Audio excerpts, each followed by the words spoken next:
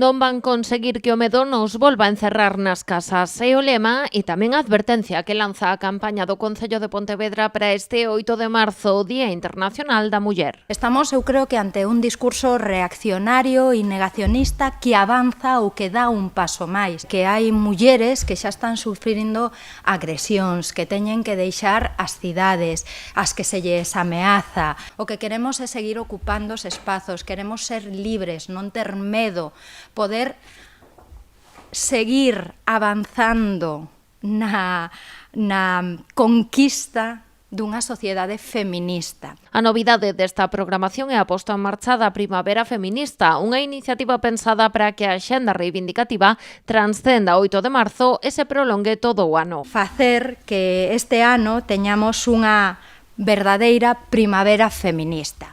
E utilizamos este nome precisamente porque seguimos a acepción da Real Academia Galega. A primavera é un período de plenitude e de vigor, que é o que necesita o feminismo, que é o que necesitamos seguir traballando. Para arrancar o venres 6 de marzo colgarase a faixa desta campaña no balcón da Casa Consistorial e darase lectura ao manifesto que este ano foi elaborado polo alumnado do Instituto Frei Martín Sarmiento. Tamén queremos convidar ás movilizacións, a que as mulleres, a que todas as persoas saíamos á rúa, porque é importantísimo volver, como dicía, a ocupar todos os espazos públicos. Os días 13 e 14 de marzo celebrarase as mulleres que opinan son perigosas. En abril haberá unha sesión do Club de Lectura Feminista Sofá Violeta coa autora Inma López e a súa obra Por que Asunta.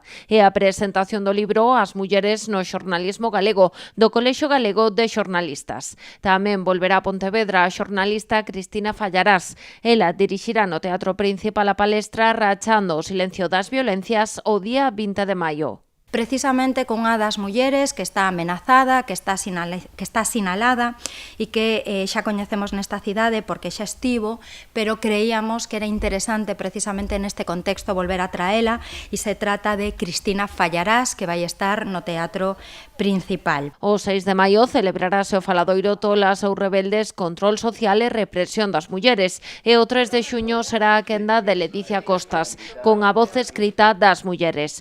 Todas estas actividades e outras que xurdan ao redor do 8 de marzo difundiranse nunha newsletter creada polo Concello.